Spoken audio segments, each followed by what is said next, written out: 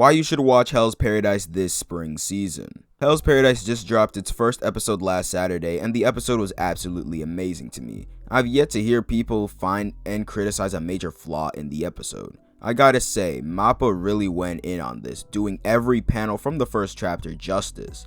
As someone who really loved the manga all the way back in 2021, seeing it animated in all of its glory today is just an amazing feeling, to say the least. But for the anime onlys who've only just heard of its name recently, attached with a lot of hype, might be wondering, what the hell even is this series and why am I just learning about it? Well, look no further, because Professor DarkheroJosh about to show y'all why you should be watching Hell's Paradise this spring season. So, without further ado, let's get straight into this video. By the way, there's some slight and minor spoilers here and there throughout this video, so just be cautious if you truly want to watch this video till the end. Nothing crazy, of course, just little things here and there. Hell's Paradise, a dark fantasy action manga written and illustrated by Yuji Kaku. Now, Yuji Kaku used to be an assistant for Tatsuki Fujimoto, the creator of Fire Punch and, popularly known, Chainsaw Man. So, already you can see some similarities between the two when it comes to the horrifying, yet beautiful type art.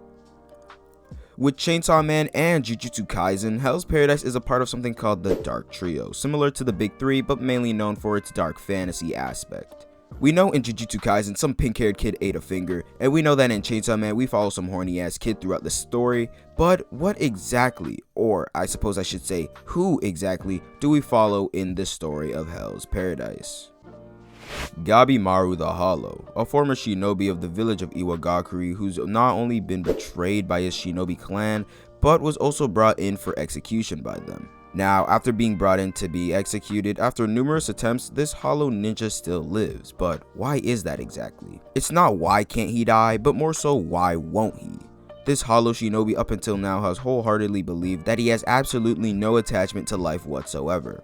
But he's then proven wrong after an Asaemon by the name of Sagiri tells him that he does have an attachment to life, with that thing being his wife. The one person in his life that showed him kindness that he'd never imagined being shown. And as he wanted to leave the village with his wife to escape the killing cycle and live an ordinary life with him, he was then betrayed. And as our main character's flame of hope has been blown out, it's then relit by Sagiri as she shows him a pardon with the Shogun's protection.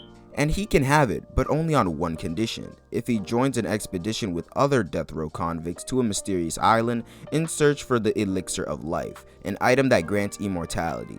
And because of course Gabimaru wants to see his life again, he then accepts this condition, and with that, the story sets sail. In these 127 chapters, Hell's Paradise tells an absolutely phenomenal story, including some crazy action, great character development, deep and meaningful losses, and more. Although there are a lot of things this manga does just right, if I were to pick two aspects of the story that this manga does better than the rest, then it has to be the characters and the world building. The sidecast for Hell's Paradise might be small, but it represents the staying quality over quantity better than the sidecasts in both JJK and Chainsaw Man. The growth we see in characters like Gabimaru and Sagiri are like none other, as Gabimaru learns more meaning to his life, while Sagiri learns to carry the weight and resolve to behead criminals. As this story is like a battle royale on this island, we get different POVs of all the different criminals and their beheaders, aside from Gabimaru and Sagiri, like Gentatsusai and Fuchi, or even Azachombe and Toma. The dynamics we see between these characters can go from really funny to really serious, and even though they're on an island where the only one you can really trust is yourself, it really feels as if these characters created genuine bonds with each other, going from enemies to good friends by the end of it. But before I end up spoiling more shit for you guys, let's get straight into the world building of Hell's Paradise. On this thought out to be paradise on earth of an island, the deeper we get into the story, the more visible that this island is definitely not what it seems. Like judging a book by its cover, this island may look beautiful and seem like another heaven. In reality, this island is everything, giving our story its title, Hell's Paradise. The more you venture through this island, the more creepy structures and figures you end up seeing on the way.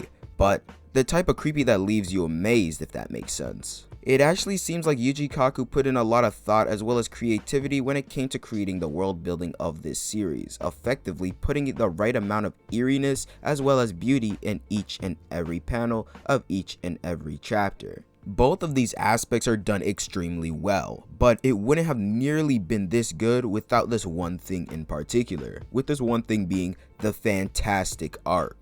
Like I've already said, the amount of creepiness and beauty in every chapter is like the perfect combination, but it's not just that.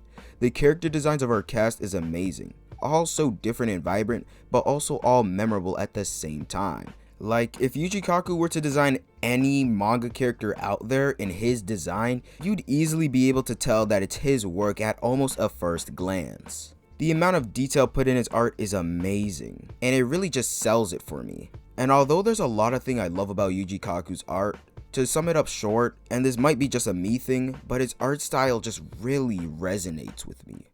Hell's Paradise is a great series, and I hope that especially with Mappa behind the anime, that it will not only get the attention that it deserves like its Dark Trio peers, but also the respect it deserves as a top tier new gen anime. The first episode dropped last Saturday, as I already mentioned, and is scheduled for 13 episodes for this season, but I doubt that it won't get a second season confirmation by the end of it.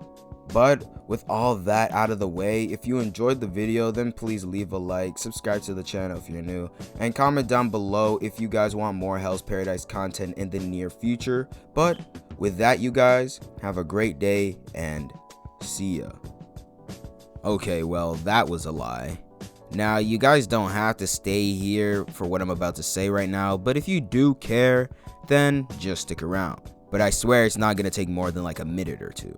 So first off, I wanted to mention that we hit 8K on the channel a few days ago, which is pretty crazy to think about, honestly. And from the bottom of my heart, I really do love and appreciate every single one of you who are subscribed, who like the videos, and just continue to watch my videos for pure entertainment or enjoyment.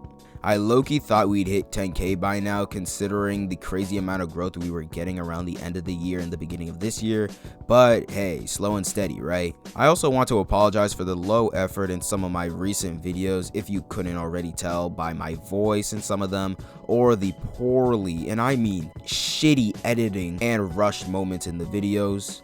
To be honest, in those moments, I really do think that my brain chose consistency over quality, and it kind of fucked me over in the long run, being that I chose to post shitty quality videos every week rather than trying to take my time and try to communicate with you guys whenever I can make the deadline or not.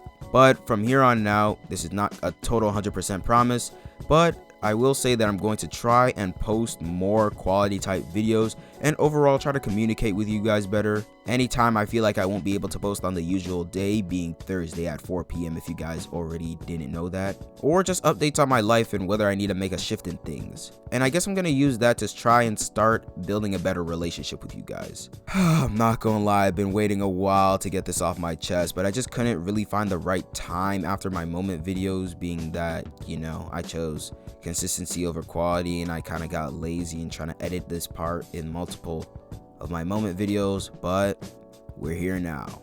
And with that, that's actually all that I've got for you guys today. So without further ado, I hope you guys have a great day and see ya.